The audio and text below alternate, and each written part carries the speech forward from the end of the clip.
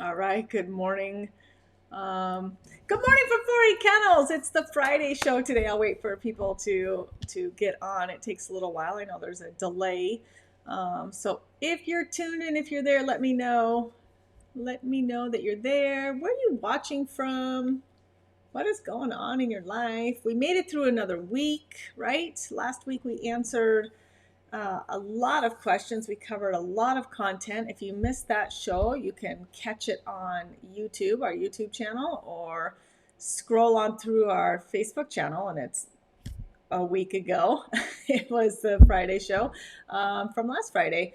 And again, we covered a lot of great topics. We covered, how to correct a puppy effectively, the follow through that's so important. We covered health issues. Oh, a lot of good topics. So jump on over there if you didn't watch it last week, and you can catch up on some good dog topics. There we go. I see a few of you logging in, watching. Let me know that you're there, and tell me where you're watching from. I love that we have so many fans and followers from all over, and I love that the Friday show is even becoming, breeders that I mentor are watching. Clients that have bought a dog from me are watching, and just dog lovers in general are watching. We have trainers watching, we have groomers. It's just becoming such an amazing community of so many different perspectives that it's just really fun to spend Friday mornings with you guys. Good morning, Jamie. Hello from North Carolina. What's the weather like there? You have to tell me. Dawn, good morning. Tennessee, Manchester. There we go. Glad to see everybody joining us this morning for the Friday show. We have an important topic to cover today that I love to be able to share with you to help our puppies, especially, or even an older dog. So we'll get started on that in just a minute. Good morning from Oregon, Rachel. Good morning. Look at everybody from everywhere. North Carolina, we have Tennessee, we have Oregon. I'm in Nevada. Where else are you? Where's Heather? Heather usually joins. She's in Kentucky. Goodness sakes. Kiana usually joins. She's in Seattle. Good morning, Rhoda. All right, so let's talk about an important topic for anybody with a puppy or any dog. And this, you can make these shifts even if you've had a dog for a while. It's going to take a little bit longer, of course, if you've already established a routine and habits with your dog. It will take a little bit longer to really see the benefits, but I cannot stress enough how important it is to make sure you meet your dog's needs in order. If we don't meet their needs, it's just like in a relationship. If our needs aren't being met, we're not happy, right? And the same thing can happen with a dog. It does happen. If their needs are not being met, they're not happy. And unhappy dogs become anxious, they become fearful, they become reactive. Like there's a host of problems when their needs aren't being fulfilled that occurs. So like this is just the foundational work with owning a dog. Everybody should know this. Everybody should know the needs of their dog in order. And unfortunately, we meet their needs with one, what we need from them, and we think it's their number one need, and it's not. We'll talk about that. And the other thing is we treat them too much like a human, and we're coddling and we're not empowering and we're rescuing, them something from something scary. We're trying to avoid anything that might be stressful for them. And honestly, we are ruining so many of our dogs. Well-intentioned, good people just aren't educated. They're not handling their dog correctly. And we have just a pile of, I know it's keeping a lot of trainers in business. We just have a pile of dogs that are anxious, fearful, over aroused, overexcitable, and they just don't know how to function to be happy. And a lot of it truly stems from us, the humans that own the dog, and we are not meeting their needs in order. So let's go through this. I write this down, put it on your fridge, do whatever you need to do. If you have to make these changes in your home, or if you're bringing a puppy in the future, please, this is where the foundational work starts. If you can't meet their needs, they will not be fulfilled and truly happy and balanced. It's really that simple. Something so huge comes down to let's meet their needs in order. All right, Agnes, you're from Lemoore, California. Thank you for your help with our Australian Labradoodle Molly, who didn't like the car. After using your suggestions, Molly now happily jumps in the car. I am so happy to hear that. Simple little things can make a world of difference. I'm so glad that helped you, Agnes, and helped your Molly. We don't want dogs to be fearful or unhappy of doing something that just is, you know, normal in their life. Dogs should be able to ride in a car fine, right? Something that there's no way getting out of it, and we want to be able to take our dog places, and we don't want it to be stressful for them. So I'm so glad that helped.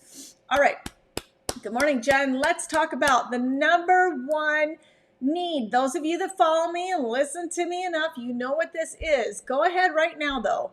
Type in, what do you think is a dog's first need? Now, I'm not talking about food and water, shelter. Okay, so take that all off the board. We're going to talk more, emotionally and physically. So their basic needs, we're not talking about. Of course, number one, their basic needs is food and water and shelter. Okay, so minus that, what is the first and foremost need that needs to be met in order to have a happy and fulfilled dog? What is the first thing they need? Go ahead, take a guess.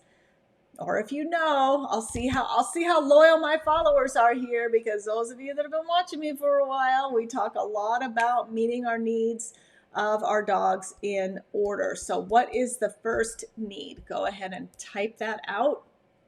What do you think a dog needs, number one, from us, from their pack, from their living environment?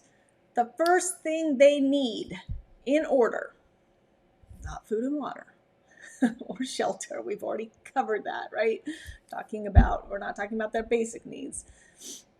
Although these really are basic needs too. Come on, type it out. What you got? What do you think your dog needs in order, a basic need? Archer says love. That's a good guess, Archer. Anybody else? What is the first need of your puppy or dog? Any canine. This is any canine. This is puppy. This is 10 years old. This is 5 years old. This is buy from a breeder, get from a shelter, rescue, whatever. Like, this is canine talk across the board. Agnes says to feel safe. That's a good one. Come on, give me one more, and then we'll cover what their number one need is. We're getting closer. We said Archer said love as their first one. Agnes said to feel safe. What is their first basic need in order? And when you see these, I really hope, if you haven't heard me talking about this, when we talk about these three needs in order, I really hope you have a aha light bulb moment and you make these adjustments in your home and see how powerful it is to truly fulfill the needs of your canine. How important that is and how much that truly changes your relationship and how happy and fulfilled they are. It truly makes a difference. All right, we got one more. Nobody else wants to guess? Everybody feeling shy this morning? Come on, there's no really wrong answer.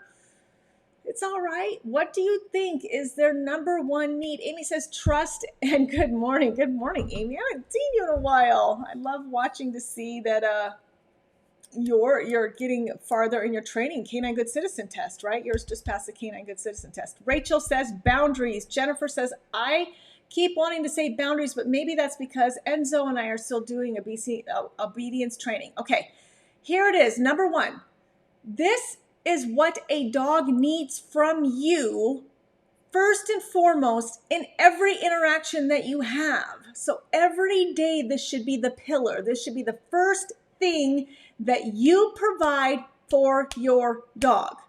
And you will see how wrong we get this. Number one, here we go. Rules, boundaries, and limitations is number one. So what does that mean? What do you mean providing rules, boundaries, and limitations? It is having, and they talked about too, Agnes said feeling safe. This all comes into play. You have to be a fair and consistent leader to truly gain the respect of a dog and trust of a dog, the safety, the respect, right? It all comes from having rules, boundaries, and limitations. It can be things as simple as the rules in your house. You can't be up on the couch. You cannot mouth me. You cannot potty in the house, right? Puppies. You cannot chew. You cannot jump. These are the rules. You will follow them. You will be rewarded for appropriate behavior. It's that simple, black and white. There has to be limitations in their life. Dogs that are allowed to do whatever they want to do are out of control, crazy, rude, and the owners feel absolutely exhausted by a dog that continues to take advantage of them. That is not the dog's fault. That is yours by allowing that kind of behavior. We talk a lot about in matching the right puppy with the person. So if you're a soft person, you have troubles with boundaries, keeping boundaries with people in your life, you definitely should not take an assertive, strong-willed puppy home. They will challenge you. They will challenge you. And if you're already not that kind of person, you already struggle with boundaries, this is not going to be a good match. This dog will absolutely be out of control, in quotes, and you'll be telling people and frustrated that you got a bad dog. Like, people will say, he just doesn't care what I say. He doesn't care, what I'm asking him to do. And so when I start asking people, well, when he barks at the door, what do you do? Well, we just say no. Okay, do you see why in a dog's mind that means nothing to them? What are the rules, boundaries, and limitations, especially when a puppy, because, we place puppies, what that looks like in the beginning is, hey, this is potty training. This is where you go potty. This is kennel training. This is where you will sleep. You can't be, mom says I'm allowed on the couch, dad says I'm not. One night you're in the bed, one night you're in the kennel, one night you're allowed to run on the floor. Like, you have to have consistency. The limitations and boundaries have to be the same. You need to be a fair, consistent leader for your dog. It's just like if you go to work for a boss that one day you're getting praised for doing something and the very next you're getting reprimanded for doing the same thing. Nobody wants to work for that kind of boss. Nobody respects that kind of boss. It makes you unhappy, unproductive, and you're starting to look to go somewhere else. Okay? What happens to our dogs when they don't have fair, consistent leadership and boundaries and limitations that they understand? And without a doubt, if I break a rule, this is the consequence. They get frustrated. They don't trust you as a reliable leader. They don't respect you, and they act out. They don't listen to you. You're telling them to do something. Why should they listen to you? Like, you're not being a leader. You're not being consistent and fair. They don't trust you. You have to earn that. And so often we're so afraid to give our puppy a consequence, and it actually is ruining our dogs. They have to have a natural consequence to an inappropriate behavior. And whatever that looks like depends on the behavior, and whatever that looks like depends on what you're comfortable with, and whatever that looks like depends on what kind of puppy you have. If you have a more soft, tender, sensitive puppy, your correction may look different than the high variable of a assertive, confident, strong-willed puppy. So in every interaction you have with your dog, especially a puppy in the beginning, there's a lot more rules and boundaries and limitations. That does not mean you're going around saying no, no, no all the time to your dog and constantly reprimanding them. No, that means you set up limitations in the house that they can't chew on the couch, that they can't chew on the chair, that they can't take the toilet paper and string it throughout the house, that they can't get into the garbage. It's about having limitations with structure to teach them this is where you're allowed to be and this is how you will behave. And there's lots of positive reward and play and love as well. But the number one thing in order is meeting your puppy with rules, boundaries, and limitations. Dogs as well. I say puppy, it's any dog. So truly take a look at your house and think about what are the rules and boundaries and limitations I have in my house. I will tell you mine for Hannah and Holly. Like, I love these dogs more than life itself, but they are not allowed on my bed, and they know that. They do not sleep with me. They are not allowed on the couch, period. If I tell them to go in a kennel, they go in a kennel. If we go outside and I recall them, they recall. Like, we have our rules and boundaries and limitations. They also know, You know, call me mean, but I'm the kind of person, when I come home, I don't want to be greeted with a ton of overexcitement and arousal. It's exhausting for me. That's not what I want. My girls have been conditioned and trained. Their rules and limitations are, when I come home, everything is very calm and quiet. They can follow me in my room. I can change my clothes. I can do whatever I need to do. And when I request their love and affection, that's on my terms. I know. And you could say, like, well, holy shit, that's a bitchy thing to do. Well, that is what makes my pack happy. That's what makes me happy. And my girls are incredibly well loved and balanced, and they don't experience all this anxiety and excitement every time I come and go. Like, that's not fair to them either, right? That's exhausting. All right, so really think about, what are your rules, boundaries, and limitations in your home with your dog? Think about that now and be honest. Number 2, what do you think is the second need we need to have with our dogs? So we have rules, boundaries, and limitations. Number 1, what's the second thing we need to do to fulfill the needs of our dogs in order to have that happy, balanced dog? So we have our rules and boundaries. You go outside in the morning, you go potty, you sit and you wait for your food, you give me eye contact, you're not barking at me. If I put the leash on, you're calm and quiet and composed. I can take you on a walk and you're not pulling me down the street. Do you see all the rules and limitations and boundaries there? It's not the other way around, right? I know people where the dog tells them when to wake up, tells them how to play and when to play. When the leash comes on, they're dragging him out the door and dragging him through the walk. They come back, they're bossy, they're demanding, they do what they want. There's no rules and limitations, right? So we have that set up in every interaction with our dog. Number 2, what do they need? What is their second most need? Come on, you guys, you're living with dogs. We should know this. We should be providing this. Number 2, what's the second thing you need to do with your dog every day to fulfill their innate needs and desires?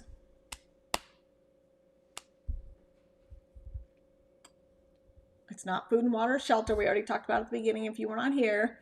We're not talking about their basic biological needs, where we provide food, water, and shelter. Number 1 we just talked about was rules, boundaries, and limitations. Number 2, here we go. Sarah says enrichment. Megan says exercise. You guys are awesome. That's right. So training, there we go. It's all of these things. It's mental and physical stimulation, right? So number 2, mental and physical exercise or stimulation. So once we continue to every interaction, again, we have rules, boundaries, and limitations. The second most important thing a dog needs every day is mental and physical exercise. They are far better at this than we are. Look how many humans don't exercise. Like, it's one of our needs too as a human. Our bodies need forward movement. Our bodies truly are designed and need exercise. And look, let's just be honest. Let's take a look at humans in general. How many don't even meet their own needs for them? And then there's many of us that are not doing that for our dog either. Many are taking him out on a walk. That's very common. We see people walking their dogs all the time. That's great. That's really, really good that dogs need to be walked. They need to be out of their den and be able to explore and see the world and smell new things. Like, dogs are meant to travel and explore on ground. But we also need mental exercise. So that's training.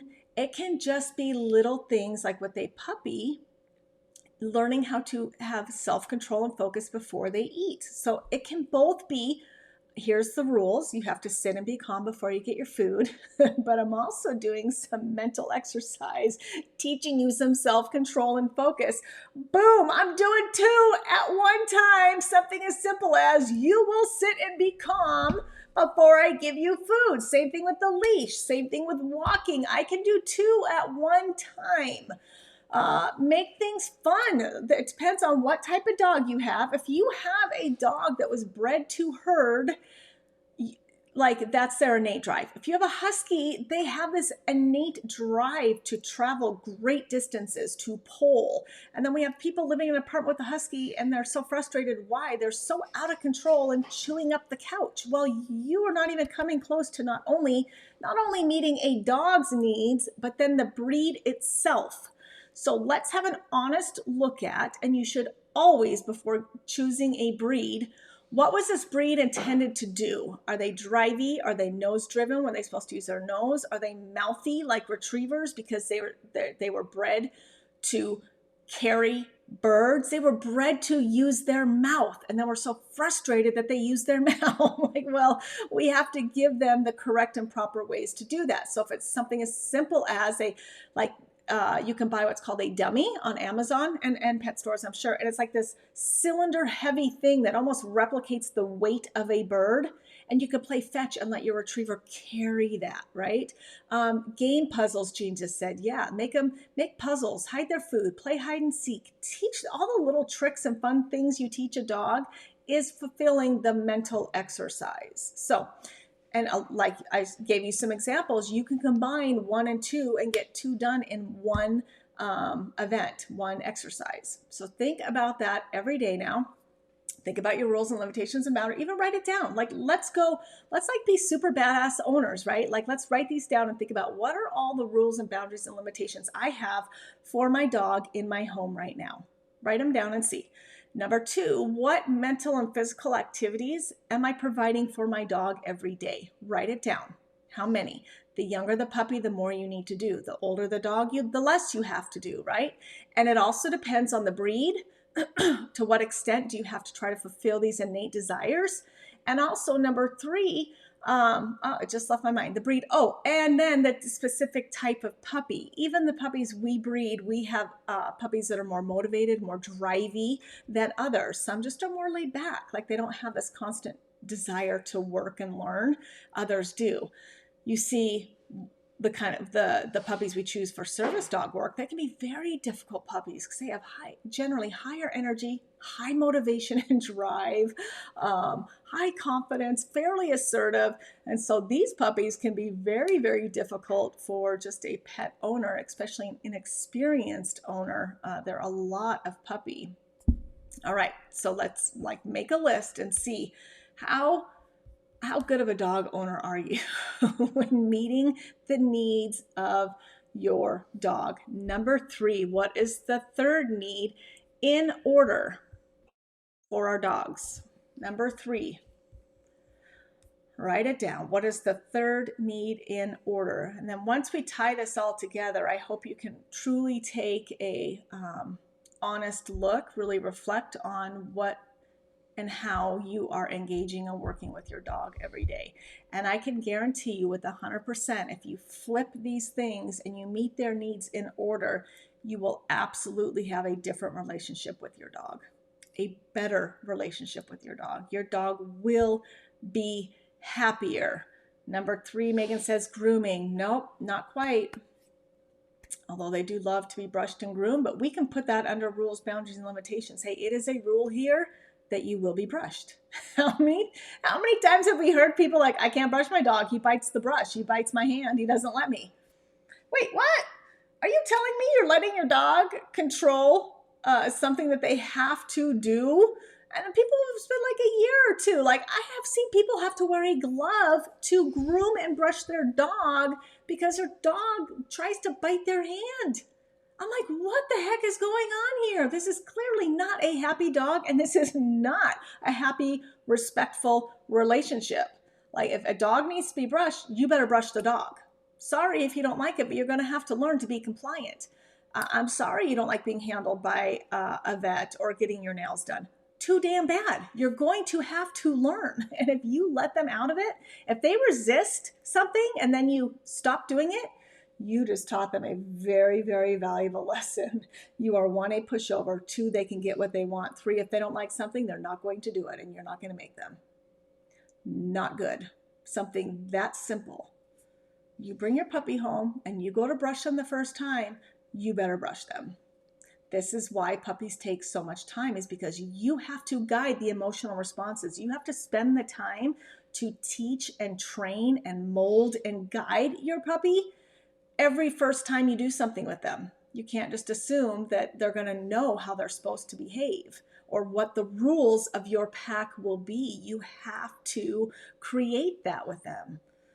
All right, come on. Number 3, what's their third need in order? This is where we get it so wrong. We do this number 1 all the time. We do this all day and sometimes only this because it fulfills something inside us. It becomes a selfish owner thing.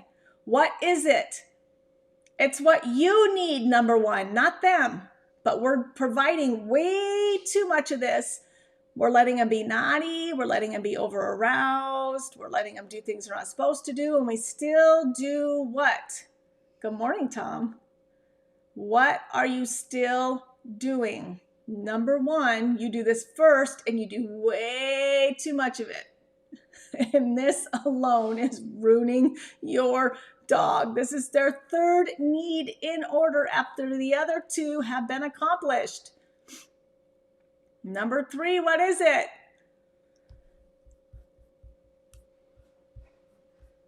Oh man, come on, you guys. You know this because this is what everybody does. Some dogs, this is all they get. Megan, thank you. Petting them. Love and affection. We give this the first thing.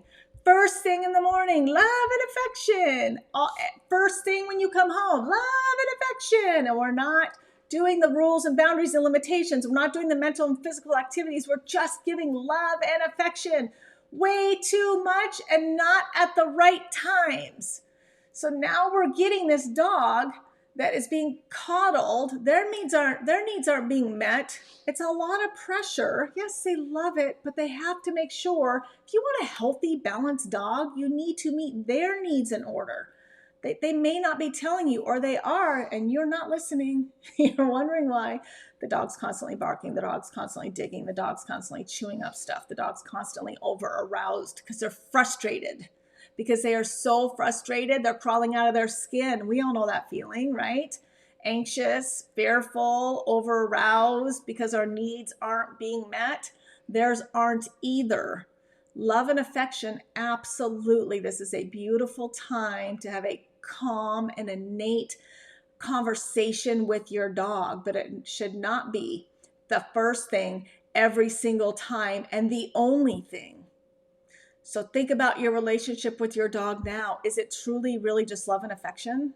And is it truly, really because that's what you need, number 1? You have to be fair. You chose a canine.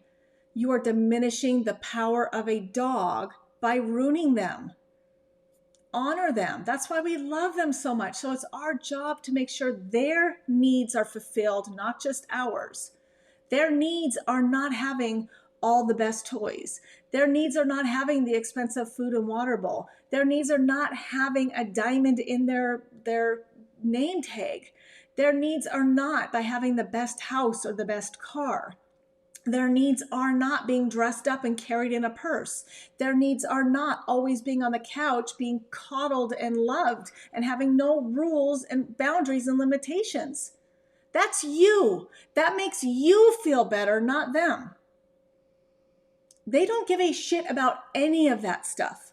What they need from you, number 1, is to be a consistent, reliable leader, to have rules and boundaries and limitations in their pack. 2, they need mental and physical exercise from you first. That's what they need. And 3, they need love and affection. After everything else has been done, I only give our dogs love and affection when they're in a calm state of mind. I feel like I have to earn it, right? We take it, we expect it. I feel like I have to earn the love and affection. I have to make sure their needs are met before I meet mine as well, right? Yes, there are some days that's all I want. I just want love and affection. But I am discounting the power of a dog. I would ruin my own dogs. I'm being selfish if I don't meet their needs in order first before I get what I want too. And this other beautiful thing happens when you do become a respected, reliable leader that feels good.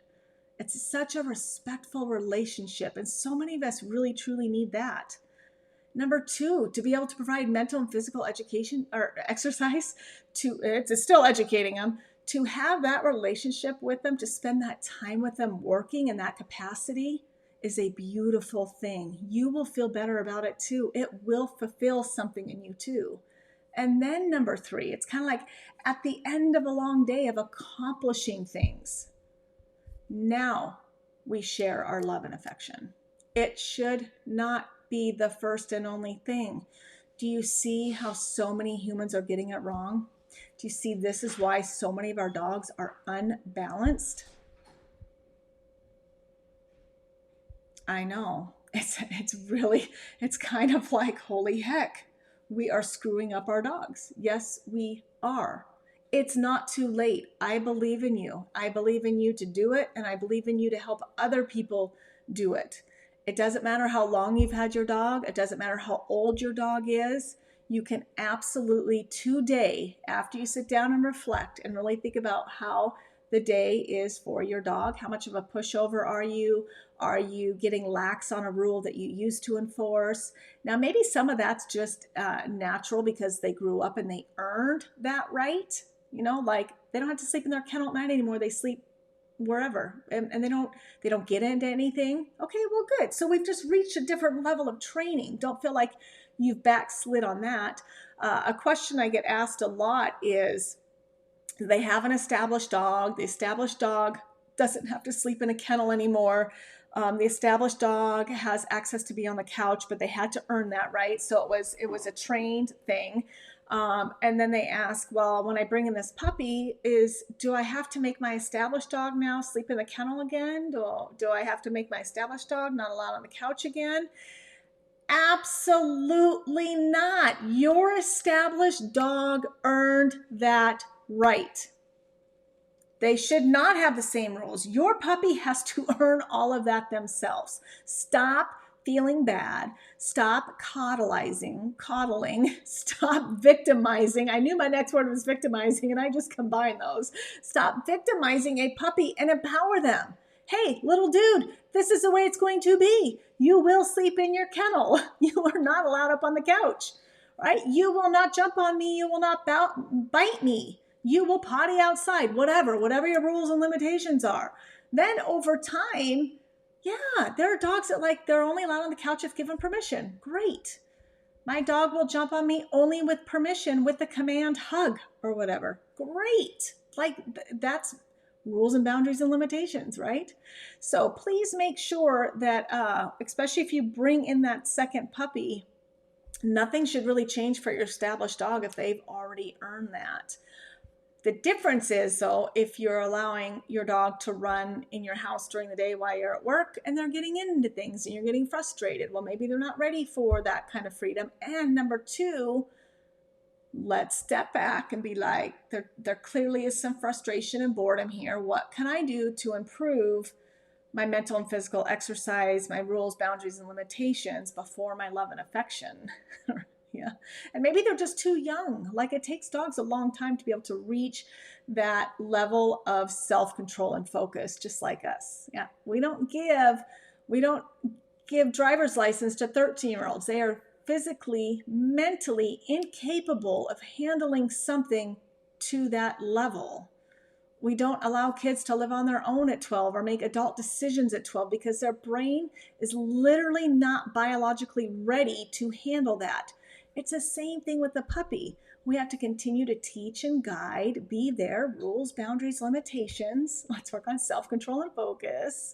Let's work on mental and physical exercise. Let's work on a working, respectful relationship.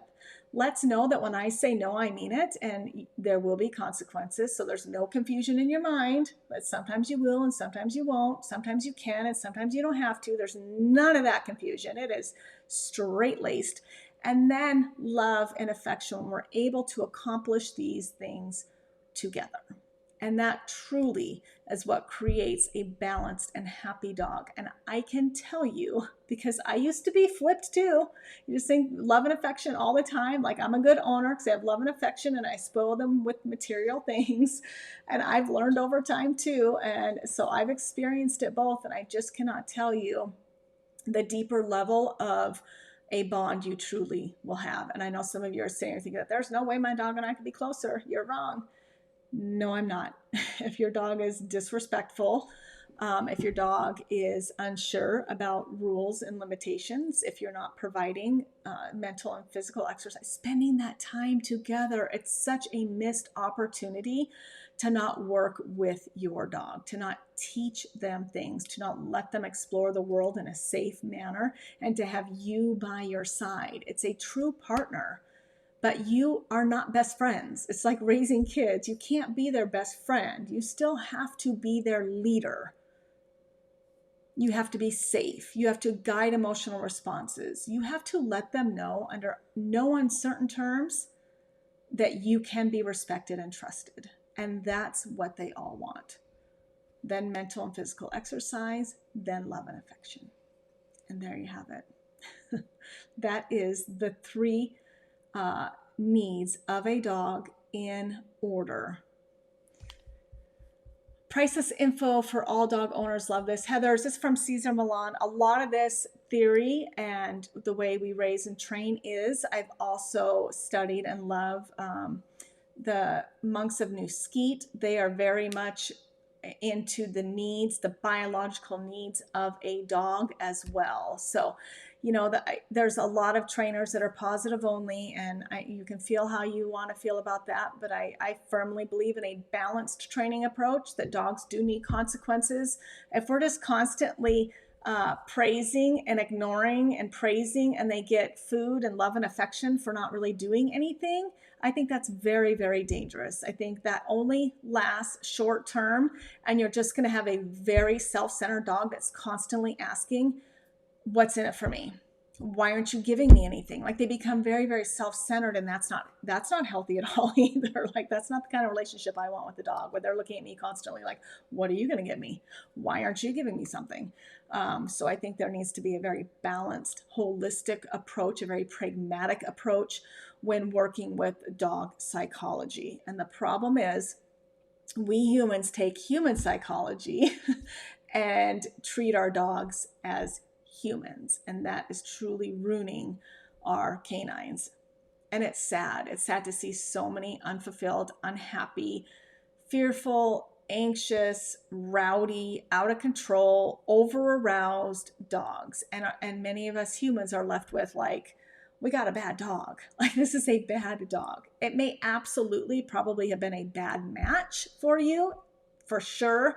I'm a huge, huge believer. And if you need to rehome, then please do.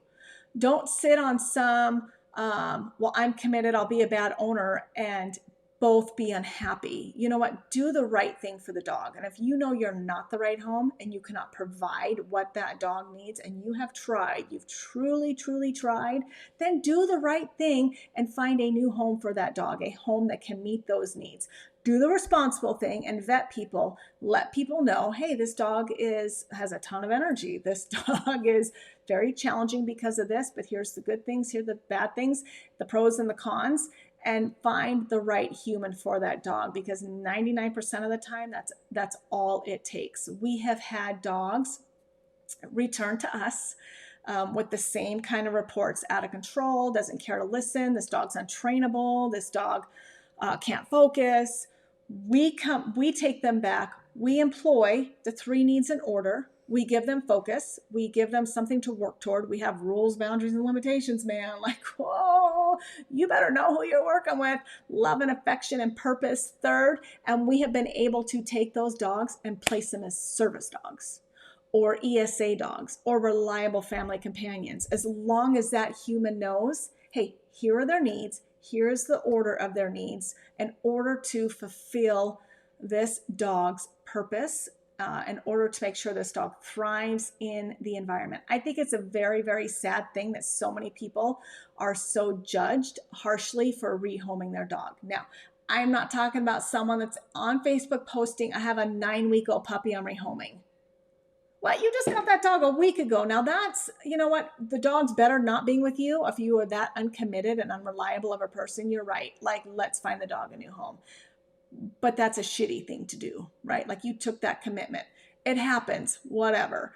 But let's find a dog a home where they will thrive in. And that's the big foundation too of our empowered breeder evaluations is at least trying as best as possible what an 8-week-old puppy is telling us as far as what they need from their new home, so that our owners can see, oh, they have a high energy, or this puppy's lacking in confidence. Do I feel comfortable building confidence in this puppy? So that conversation is had to truly give our puppies the best possible chance of thriving in their environment, not only thriving, but staying in their environment. And then this is when people talk about, oh, that's a one-in-a-lifetime dog. It's not because this dog was sprinkled with some magical fairy powder, right, or fairy dust. It's because all of these things have aligned. What the human need is what the dog needed, and the two are so similar, and what they thrive and what they need is the same. So if you have a really busy family that's not home a lot, and you pick a dog with high energy, the dog is frustrated, you're tired, you no longer can communicate, it all just goes to shit, right? The whole relationship just does, and both are very, very unhappy. I implore you, I beg you, if that's what's happening, please find the dog another home. That's the brave thing to do. Not sit and keep this dog in a kennel or locked up outside because you can't deal with them anymore. That is a cowardly thing to do. So let's stop shaming people for realizing or having a life change or not having a good breeder that helped them match with their puppy. Let's put the dog's needs first. I cannot believe how many people think a dog should stay in a home where their needs are not being met. I don't understand why people feel so good about that. I think it's crazy. Just like I think it's crazy that we only value dogs gained by the proxy of puppy mills and ill-intentioned backyard breeders through pet stores, through Craigslist, through online brokers, that we only value those dogs. I don't understand that. If you are a true dog lover, which I think we all are, I think we all want the same thing, whether you are pro rescue, pro adopt, don't shop, we all want the same thing. We want better breeding, right? We want high standards. We want dogs that are treated with the utmost care and respect in every aspect of every avenue of breeding. We want these parent dogs health tested. We want these puppies raised on an enriching curriculum where they are taught and conditioned the world is safe, people are kind, and dogs are friendly. And we want our puppies to have a voice in their placement. And we need that information to be given to their new human. This is what will change the industry. Not just valuing dogs coming out of a rescue, coming out of a shelter, because now we're saying only these dogs are valuable. Well, 90% of these dogs came from a puppy mill. So why are we only valuing dogs that were bred by shitty people with ill intentions? Let's value ethical, responsible breeders who have made it their life's mission to breed healthy dogs, to preserve so many of our beloved purebred dogs. It's funny too how people are so against breeders, but they love a certain breed. I mean, come on. You have to see the irony in this. Like, they are all over social media, and they'll come and attack me for being a breeder, and I'll click on their profile because they rescued. So they feel good about themselves, right? They rescued, but they all have purebred dogs that they rescued. You can't love a specific breed and hate breeders. It doesn't work that way. You can't love dogs and only value dogs gained by the proxy of puppy mills and ill-intentioned backyard breeders. Good breeders will take their dog back at any time. The first thing you should ask before buying a dog is, can I return this dog at any point in their life? If it's a no, do not buy. Because that breeder, that seller, is fine with their dog going to a shelter or rescue group. And that's what needs to stop. A responsible, ethical, empowered, badass breeder will take responsibility for the life of that dog. Now, the dog has to be rehomed. The dog goes back to a breeder, not a shelter, not a rescue group. It's really I can't get my message out enough that this is what we need to do to end puppy mills. Our dogs truly, truly deserve more. And we really, really all want the same thing. So we really all need to work together. We need to value good breeding. We need to honor and respect good breeders. We need to value the breed for what they were bred for. We need to continue to improve our lines and creating healthier dogs. And we need to stop only valuing dogs coming from puppy mills and ill-intentioned backyard breeders. I am Jeanette with 4E Kennels. We're not only healing hearts and changing lives through the power of a dog, but we are changing breeding from bad to badass, and we are taking breeders from around the world with us, learning, improving, teaching, guiding, educating. We are all on the same mission. Anybody that's taken my program is on the same mission I am, to do exactly that, because our dogs deserve more. No more puppy mills, no more ill-intentioned backyard breeders.